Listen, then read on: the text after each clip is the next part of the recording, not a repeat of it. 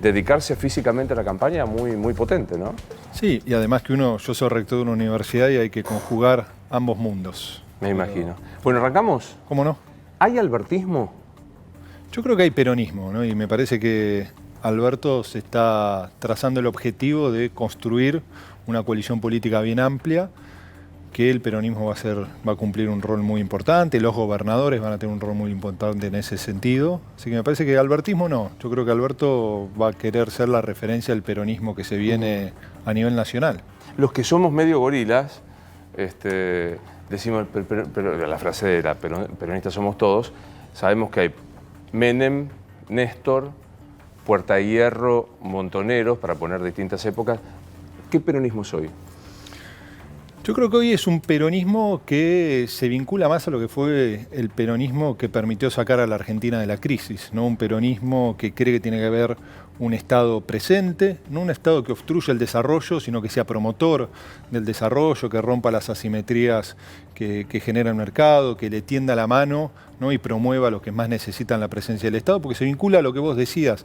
Digo, Argentina de la década del 70 cayó en un tobogán, ¿no? Que no encuentra un fondo, ¿no? Entonces uno ve lo que es la pobreza hoy, ¿no? Que nuestra universidad proyecta 38% hacia fin de año, y la verdad que la pobreza no nació con Macri, pero sí se ha consolidado mucho en esta gestión, ha crecido del 27 al 38%, son casi 5 millones de argentinos que cayeron en pobreza por nivel de ingreso.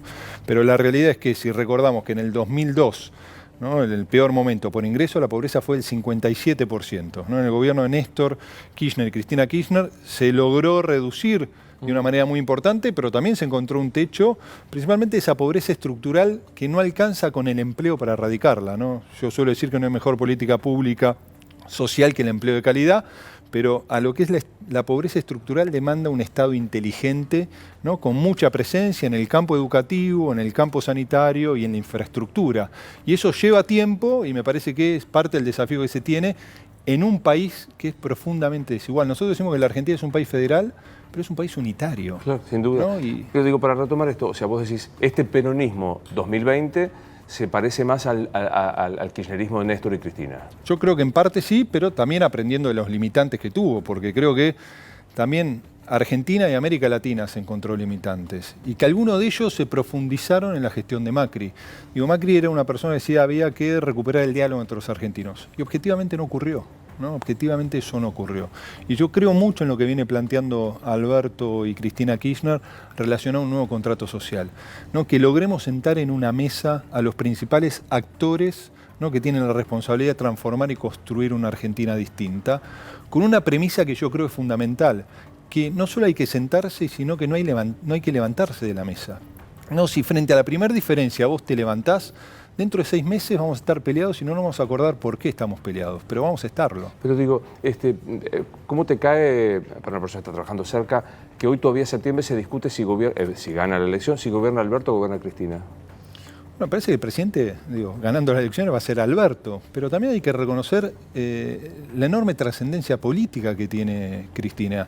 Y para mí personalmente, que la fórmula sea Alberto y Cristina es un activo que hay que valorar.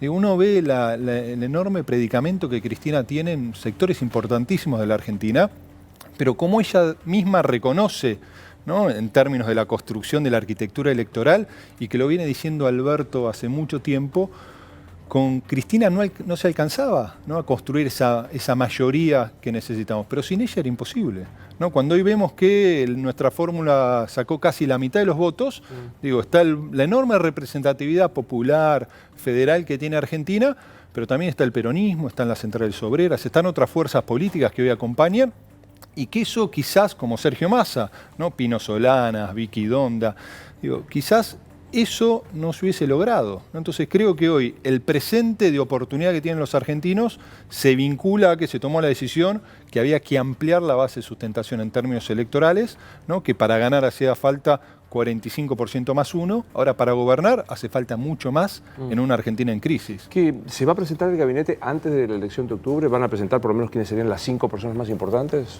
Hasta donde yo conversé con Alberto, él ha planteado que quiere esperar hasta el resultado electoral, porque creo que en eso él tiene razón.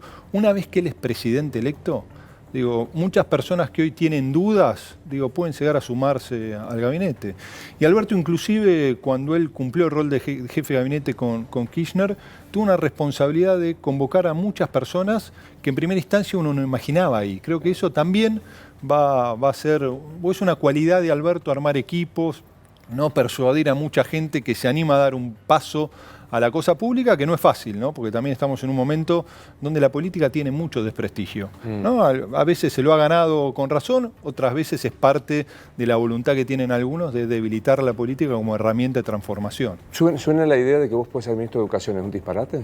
No, la verdad que no hemos hablado con Alberto en ningún lugar en particular, ¿no? Lo que sí, yo tengo la profunda voluntad de acompañarlo en el lugar que él decida. Digo, no hay, con el presidente uno donde él disponga, nosotros vamos a asumir la responsabilidad, reconociendo también que aspiramos a que sea un proceso político de 4 años, que las responsabilidades van cambiando y que todos estamos para sumar nuestra experiencia y para ganar experiencia, porque algo que dice Alberto, que él tiene la voluntad de ser el nexo entre su generación y la nuestra, ¿no? Alberto tiene 60, nosotros tenemos un poco más de 40 y creo que ahí se va a poder armar un buen esquema de trabajo. Pero en lo personal, como aspiración vocacional, sería un lugar que te gustaría... No, es un lugar importante, ¿no? Si vos me decís, te has formado y sos rector de una universidad, digo, trabajás en el tema.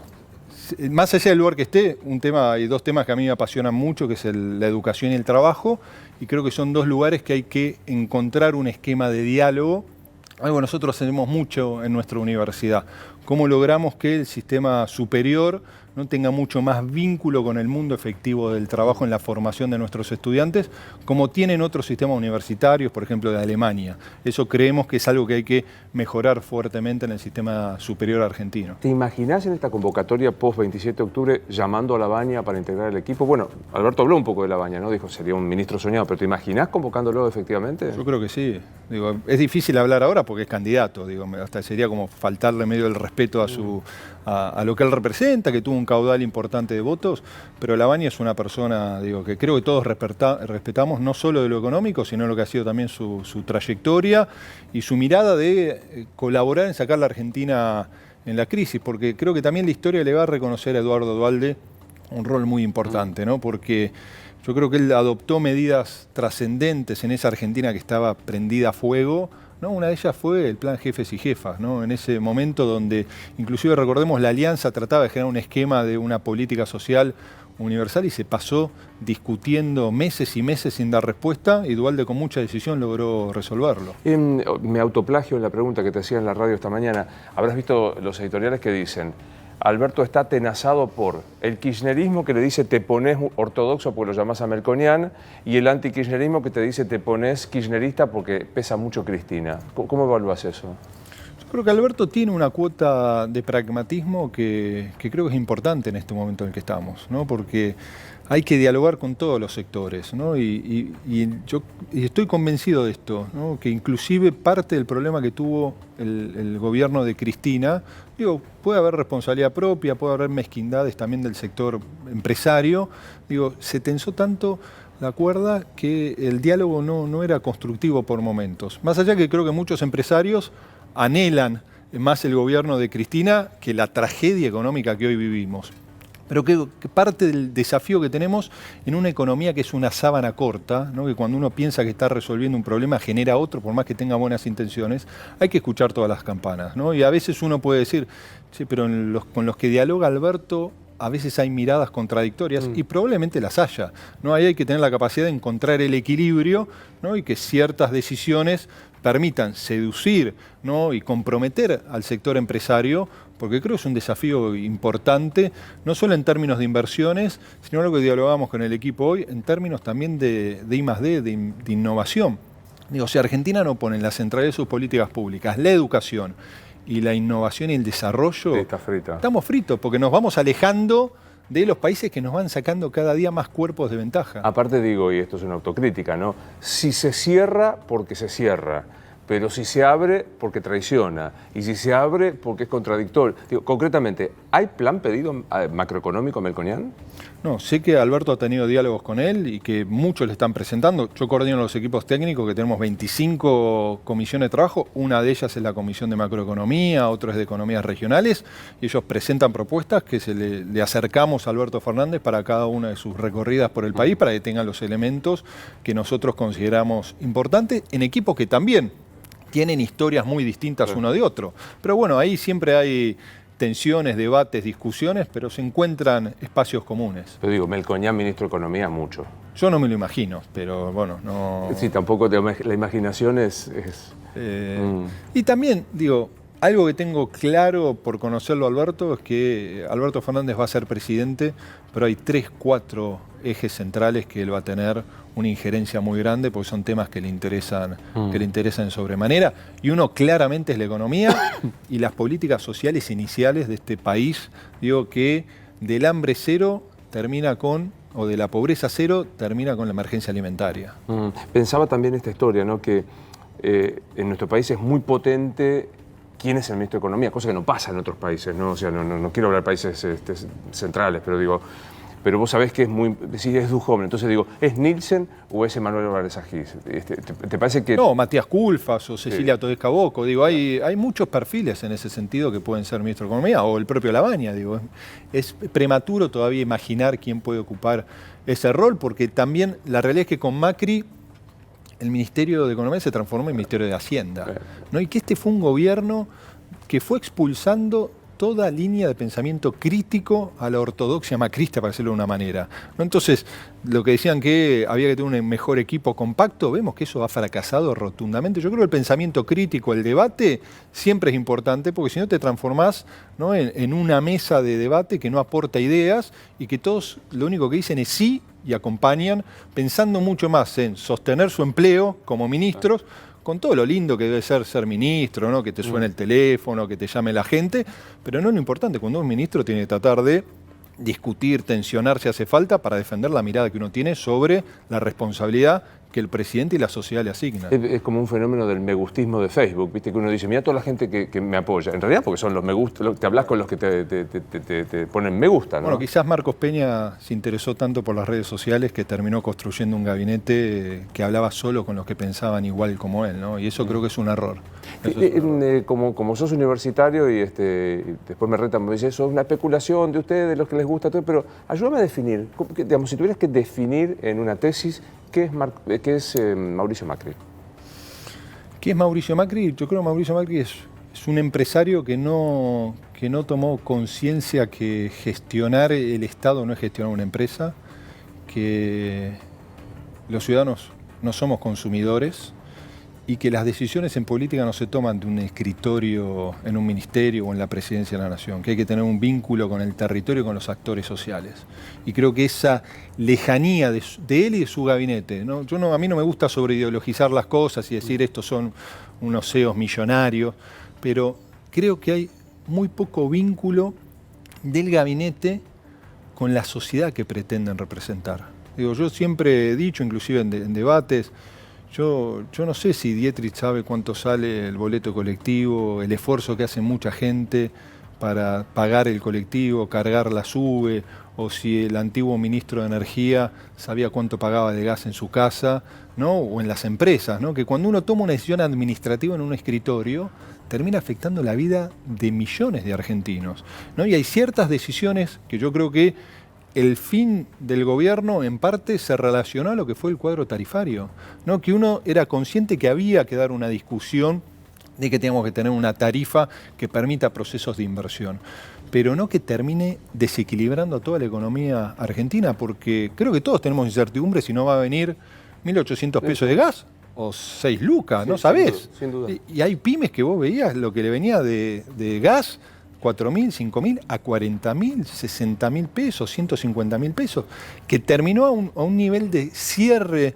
de empresas más dramático inclusive que en una crisis mucho más profunda como la del 2001, es porque no lograban sostener la caída de ventas y del consumo y estas tarifas absolutamente prohibitivas. Pero déjame andar un poco más, porque es interesante. Vos decís, hay una desconexión de la cotidiana de la mayoría de la sociedad.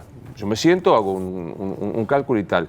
¿Eso es mera desconexión o también un corsé ideológico, digamos. ¿Es el liberalismo? No, decime vos, no sé, ¿qué es esto?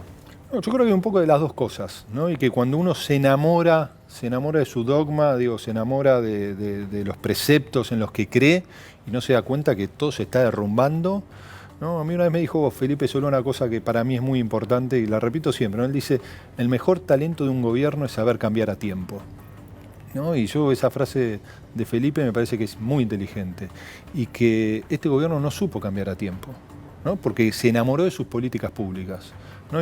Y creo que uno tiene que aprender y tomar nota, ¿no? Que cuando prueba una cosa, si le va mal, tiene que reconocer. Y también porque quizás la cultura argentina es que cuando uno retrocede, está mostrando, te debilitas, ¿no? Y ha pasado mucho, no solo este gobierno, a otros gobiernos. El propio Alberto fue muy crítico cuando él, con su salida, reconoció que haber tensado hasta tal punto la 125 era un error, ¿no? Entonces me parece que uno ahí tiene que darse cuenta que a veces retrocediendo termina ganando, ¿no? Y termina demostrando un esquema de apertura que revitaliza un gobierno, ¿no? Y creo que ahí Macri perdió muchas oportunidades. Pero digo, no es que no le salió bien o no le salió bien, o es que es esto, a que vinieron a hacer este modelo. Yo no creo en la política del saqueo, ¿no? Más allá que algunos hayan hecho negocios. Digo, no me imagino que todos se juntaron, vamos a llegar a la presidencia para destruir la Argentina. Ahora, yo vengo sosteniendo, ¿no? En nuestra universidad hemos creado distintas instituciones, Observatorio de la Deuda Externa, nuestro Instituto Estadístico, nuestro Observatorio de Empleo que denuncia precarización y desempleo en la Argentina, desde el día 1 que esto iba a ocurrir. Ahora, no porque seamos muy talentosos, sino yo suelo repetir que estas políticas neoliberales, si le queremos decir, fracasan. Lo que no sabemos es cuánto tardan en fracasar. Y si no fracasaron antes, es por un componente tan dañino que nos va a dejar este gobierno, que es el enorme endeudamiento. Se ha emitido deuda por más de 190.000 millones de dólares. El próximo gobierno va a tener vencimientos en las condiciones que estamos hoy por más de 153.000 millones los próximos 4 años y en el 22 y 23 son casi de 50.000 millones por año, lo que implica que por poco vamos a tener que tener la Reserva Federal produciendo dólares en Argentina para pagar esa deuda y sabemos que no producimos dólares. Y que al contrario, digo, todos los procesos políticos de Argentina tuvieron ese cuello de botella de falta de dólares para sostener el desarrollo de la economía. Entonces me parece que el gobierno de Macri iba a tener este final. Algunos inclusive se comieron la curva, que venía una nueva hegemonía de centro derecha, y el propio gobierno, el resultado electoral de medio término del 2017, parece que lo envalentonó en las reformas. Pero digo, retomando esto que vos dijiste, a mí no me parece que se armaron un partido para venir a saquear a la Argentina. Hay un sector que integra el Frente de Todos que sí cree esto, que se expresa maravillosamente porque es un comunicador de la hostia, que es Daddy Drieva, que acá sentado dijo, hay odio de clase. Y yo le preguntaba concretamente, digo, pero vos crees, digamos, si alguien viene a hacer esto deliberadamente con dolo, es un HDP. Y él se quedó callado. O sea, vos no crees en el odio de clase que vino a hacer esto. No, puede haber que algunos tengan, alguno que otro, como pasa en todos lados. Hay malas personas en todos lados. Ahora, no veo que haya sido un plan, espero que no haya sido un plan sistemático de decir vamos a destruir la Argentina. Lo que sí hay intereses que se han favorecido mucho, sí, las empresas de energía se han favorecido mucho. Digo, y que tienen vinculación con el gobierno, muchos tienen vinculación con el gobierno. Después hay ciertas medidas, digo, cuando el gobierno elimina, ¿no?, las retenciones a las mineras sin exigirles niveles de inversión, ¿no? Y hoy vemos que la inversión ha bajado, ¿no? Y fue una de las primeras medidas que tomó el gobierno cuando asumió. Digo, ahí uno ve esas contradicciones de... Hay una escritora, ¿no?, que trabaja todo lo que es tecnología, que se llama, que ella habla del estado de bienestar, ¿no?, y del estado emprendedor en los Estados Unidos, que ella siempre dice, Mazzucato, ella siempre dice, no hagan lo que Estados Unidos dijo que hagan lo que Estados Unidos hizo. Claro. ¿No? Porque esa es la diferencia, porque muchas veces nosotros terminamos comprando recetas de... tienen que liberar las fuerzas del Estado, cuanto menos Estado mejor. Y uno va a Estados Unidos. Digo, Estados Unidos es un país que tiene un Estado más presente que el nuestro. Conservador y proteccionista. Y... regulador. Digo, hay ciertas cosas donde uno ve que Argentina tiene más presencia en las políticas sociales, en lo que puede ser la salud. Pero en Estados Unidos, digo, uno ve su política para tratar de no lograr que se cartelice la economía. Digo, ellos han tenido una política antimonopolio con la Standard Oil de la familia Rockefeller, que la obligaron a dividirse, con la empresa de telefonía AT&T. Vemos ahora todo el avance que están tratando de tener contra Microsoft en su momento, ahora contra Google, con las grandes empresas de tecnología. Y vemos un Estado que tiene una premisa que nadie tenga suficientemente poder para condicionar a otros. Atrás un tema, porque decías, ha habido conflictos de intereses severos, ganancias de algunos sectores, los vinculados con la industria financiera, ni hablar. ¿Te imaginás al macrismo que tomó esta decisión, al presidente Macri desfilando por Comodoro Pi para dar cuenta? La verdad que nosotros como sociedad tendemos que hacer una autocrítica, porque un resultado electoral no hace inocente a nadie, pero tampoco culpable. Entonces lo que uno observa es que nosotros tenemos una justicia, ¿no?, que se acomoda mucho a lo... Y esto no lo digo en defensa de nadie ni en contra de nadie. Me parece que nosotros deberíamos animarnos a construir un sistema judicial, ¿no?, que investigue en tiempo y forma y que no solo investigue estos desfalcos que podría haber existido, ¿no?, en el Estado, sino también que garantice el acceso a la justicia a los sectores populares, ¿no?, que no pueden acceder a un abogado, que no tienen los recursos para ir al tribunales todo el tiempo. Entonces me parece que el problema que tenemos es que hay ciertos jueces que se acomodan, ¿no?, al calendario electoral. Al calendario electoral. Pero digo, en un sistema más o menos organizado de justicia independiente, pues tampoco nos pongamos naif pensar en la justicia... No, por supuesto. Por eso mismo lo digo, al contrario, no es una mirada naif, es una mirada realista. Pero digo, en una mirada de una justicia razonablemente independiente, este tema de las eléctricas, ¿crees que deberá ser respondido en la justicia? Yo creo que debería haber investigación de incompatibilidades, ¿no? Para mí todo lo que es... Hay una investigadora que trabaja con nosotros, le dije en nuestro centro CONICET, que es Ana Castellani, que ella trabaja todo lo vinculado a las élites económicas y la puerta giratoria. Digo, ahí tiene que haber un marco regulatorio que no permita, ¿no?, que yo soy gerente general de una empresa eléctrica, a los 2 meses estoy en el Estado, me voy del Estado y vuelvo a la empresa, porque digo, ¿qué madera buena tenés que tener para cortar el WhatsApp, las líneas telefónicas con tus compañeros de trabajo hasta hace una semana y no atenderles más el teléfono? Es medio complicado. Entonces, todas esas cosas que uno ve de esta puerta giratoria, en este gobierno fueron evidentes el primer día.